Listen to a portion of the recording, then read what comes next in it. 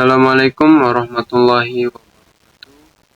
Halo semuanya, selamat datang kembali di video pertemuan kelima. Di video kali ini kita akan membahas dan mempelajari tentang materi traffic light. Nah, di pertemuan kali ini secara umum kalian diharapkan mampu merancang sistem traffic light, memprogram menggunakan instruksi dalam PLC, dan menguji sistem traffic light persimpangan jalan berbasis PLC dengan beberapa step dan ketentuan secara berurutan dan aman. Kemudian, secara khusus kalian diharapkan mampu mengidentifikasi urutan kerja sistem traffic light berdasarkan skenario yang telah ditentukan, mampu menentukan dan melakukan konfigurasi input dan output PLC dengan benar, kemudian mampu menggunakan instruksi dasar PLC seperti timer, counter, dan yang lainnya untuk membangun logika step. Nah, yang terakhir, diharapkan kalian mampu melakukan pengujian dan memastikan sistem bekerja sesuai dengan serta waktu yang telah direncanakan. Nah, selanjutnya kita masuk ke dasar teori. Lampu lalu lintas atau yang dikenal dengan traffic light merupakan sebuah sistem pengendali arus kendaraan yang berfungsi untuk mengatur prioritas pergerakan kendaraan dan meningkatkan keselamatan di persimpangan. Tentu kalian pasti pernah menemui yang namanya traffic light, baik itu di pertigaan maupun di perempatan jalan. Tujuannya jelas, untuk pengendali arus kendaraan, kemudian mengatur prioritas pergerakan dan meningkatkan keselamatan. Nah, di pertemuan kali ini kita berfokus pada bagian pertigaan.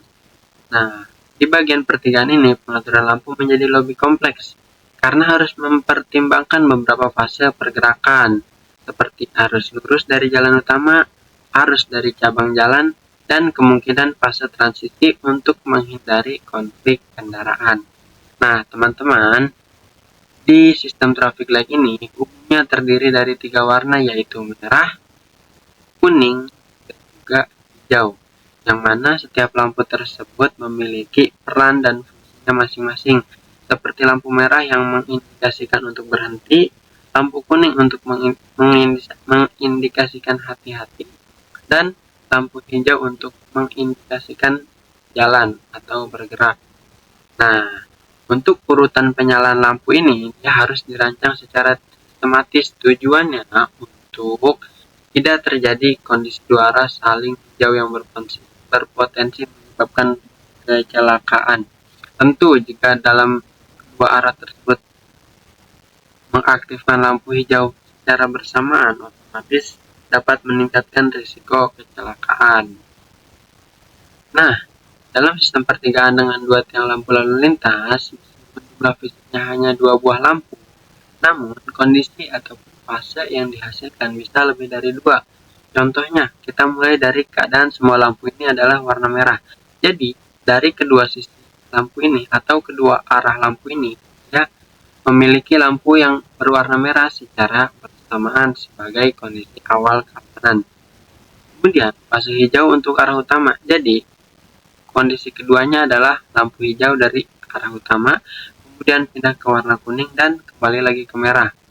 Lalu hijau untuk arah cabang dan seterusnya hingga membentuk 6 kondisi berbeda. Nah, di praktikum kali ini kita akan membahas 6 kondisi untuk sistem traffic light.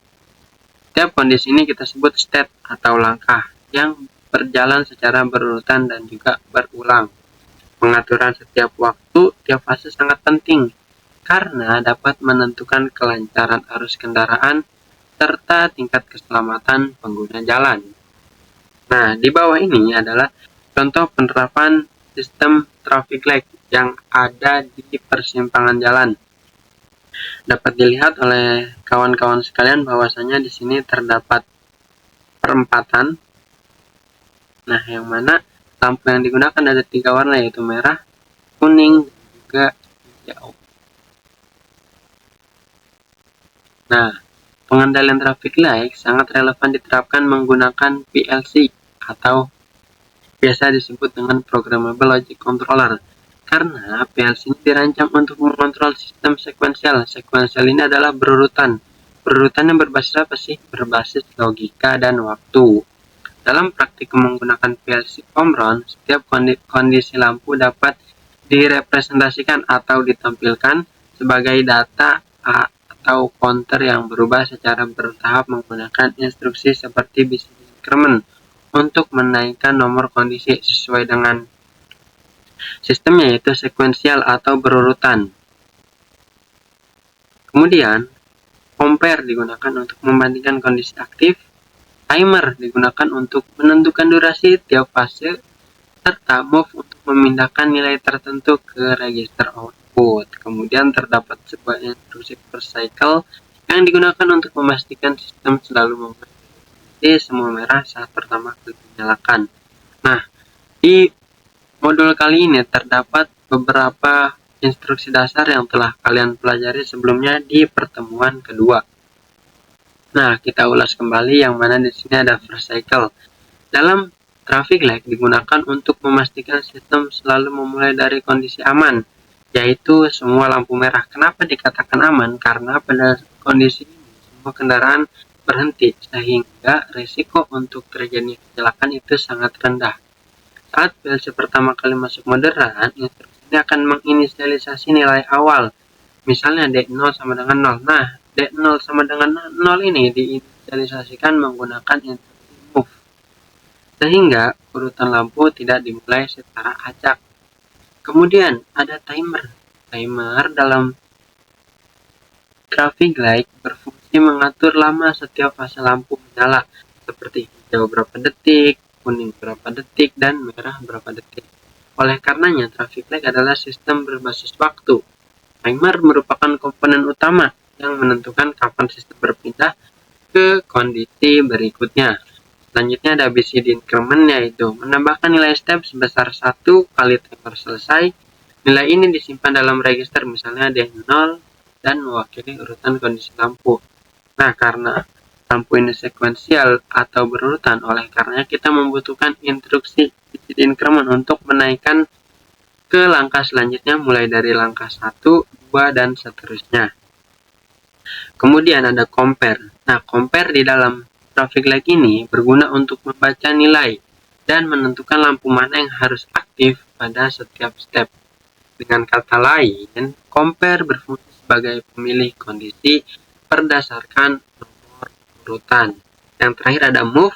Move ini berfungsi untuk mereset nilai step ketika sudah mencapai kondisi terakhir, agar sistem kembali ke awal dan bekerja secara berulang, atau biasa kita kenal dengan sistem looping, karena dia sistemnya berulang. Ketika sudah mencapai step 6, maka dia akan mengulang lagi ke step 1. Move juga digunakan saat inisialisasi awal bersama first cycle. Kombinasi kelima instruksi ini membentuk sistem kontrol yang sekuensial yang terstruktur, aman, dan mudah dikembangkan dalam aplikasi traffic light berbasis PLC. Nah, di sini ada beberapa alat yang akan kita gunakan, ada bahan yang akan digunakan, kemudian ini adalah urutannya atau stepnya, mulai dari step 1 sampai dengan step 6. Di kondisi step 1 itu merah dan seterusnya. Kita akan bahas di bagian video praktikum atau bagian B. Oke teman-teman, saya akhiri. Mohon maaf jika ada kesalahan. Wassalamualaikum warahmatullahi wabarakatuh.